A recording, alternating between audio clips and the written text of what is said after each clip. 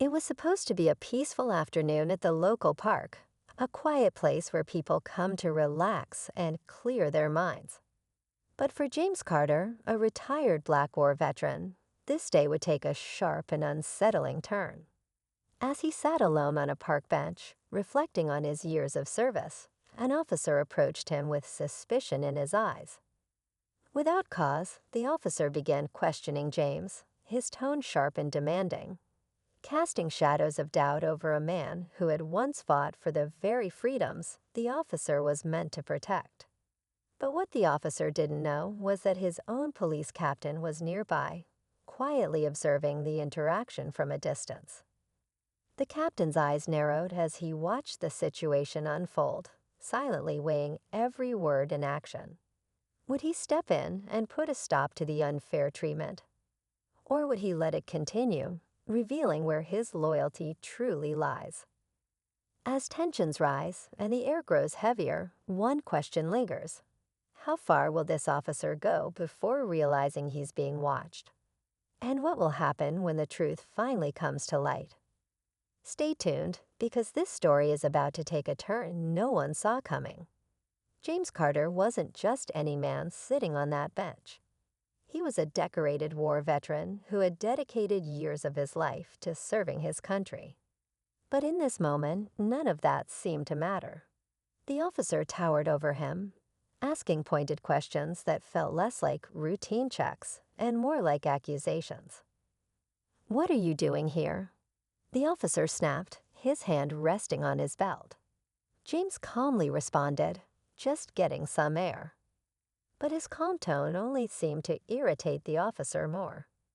What the officer didn't realize was that Captain Reynolds had been nearby, taking a quiet walk through the park after a long day. He knew his officers by name, and the one now confronting James was Officer Daniels, a man who had been on the force for only a few years. The captain watched closely, recognizing the warning signs in Daniels' behavior: the aggressive stance, the dismissive tone, the lack of real reason to approach James. James could feel the tension rising, but he stayed composed. He had faced far worse in the heat of battle. Still, something about this moment felt different. Vulnerable. Alone. But he wasn't alone. And soon, Officer Daniels would learn that every action has consequences.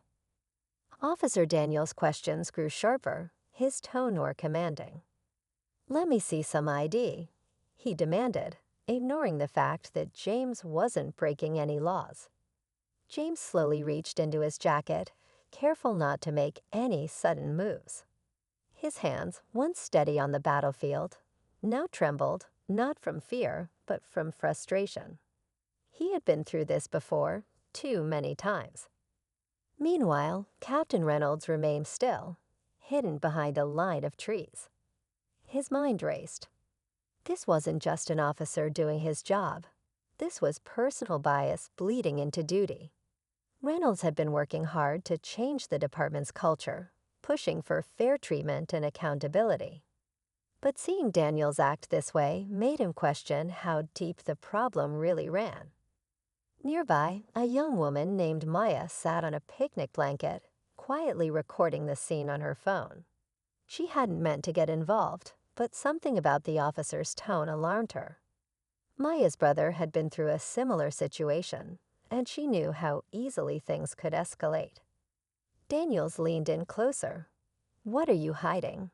he asked, his hand inching toward his holster. James met his glare with steady eyes. "I'm not hiding anything." But the real question was, how much longer would this go on before someone finally stepped in?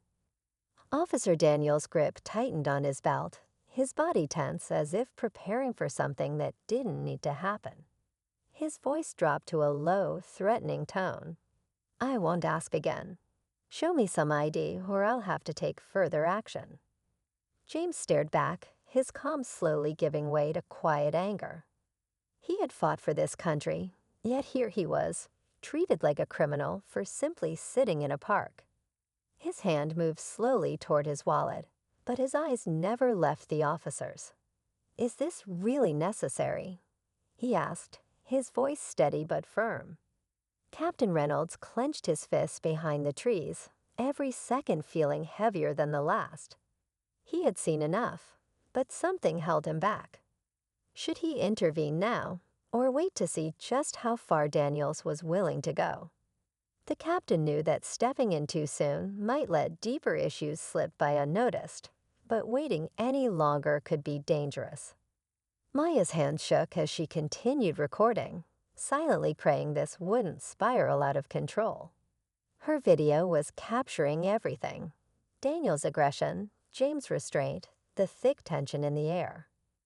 Then Daniels took a step closer, his hand hovering near his holster. The park seemed to freeze. And in that split second, everyone was waiting to see who would make the next move. Before Officer Daniels could make his next move, a firm voice cut through the thick tension. "Daniels, stand down." Startled, Daniels froze, his hand hovering just inches from his holster. Slowly, he turned to see Captain Reynolds stepping out from the shadows, his expression sharp and unreadable. "Captain," Daniels stammered, caught off guard. Reynolds didn't break eye contact. "I said stand down. Now." The air shifted, but before relief could settle in, another voice interrupted from behind. "Everything okay here, officer?" A man in plain clothes emerged from a nearby path, casually flipping a badge in his hand. He was an off-duty federal agent, Agent Brooks, who had been jogging in the park and noticed the commotion. His unexpected arrival sent a jolt through Daniels. Agent Brooks glanced at James, then back at Daniels. "You're harassing a veteran for sitting in a park. You sure that's the call you want to make today?" His tone was calm but carried weight. Daniels' face flushed, but his grip loosened. Reynolds narrowed his eyes, realizing this situation had spiraled beyond anything he anticipated. Now it wasn't just about Daniels' behavior. It was about how deeply this misconduct could unravel within the department. And with Maya still recording every second, the truth was no longer something they could hide.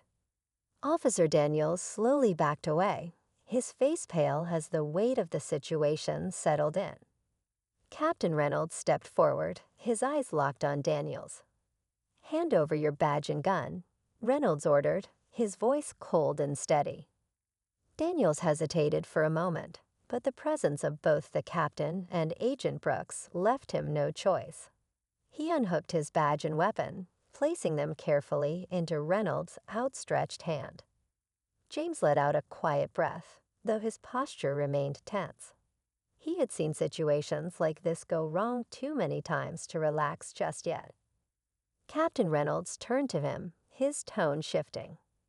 "Mr. Carter, I apologize for what just happened. This is not how we serve this community." His words felt sincere, but James remained cautious. Before anyone could respond, Maya stepped forward, holding up her phone. "I recorded everything," she said firmly. "This isn't just about one officer.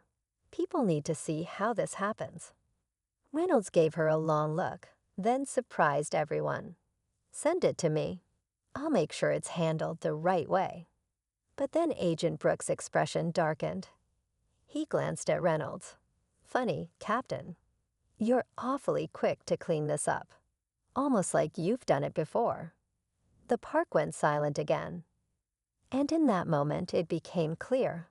The corruption ran deeper than anyone thought. Captain Reynolds' eyes narrowed at Agent Brooks, the tension between them crackling in the air.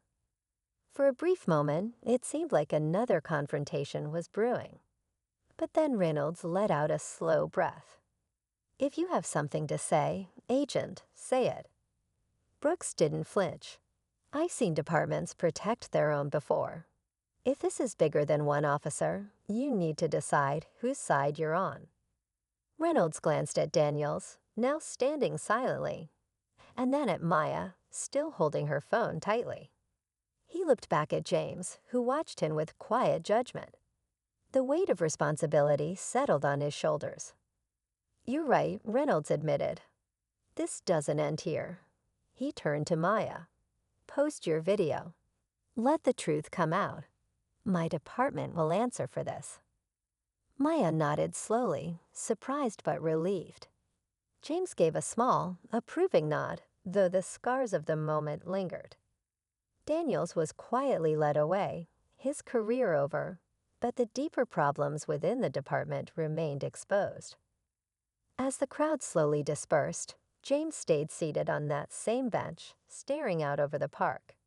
He had fought battles abroad, but this was a fight at home. And now the city was finally ready to face it.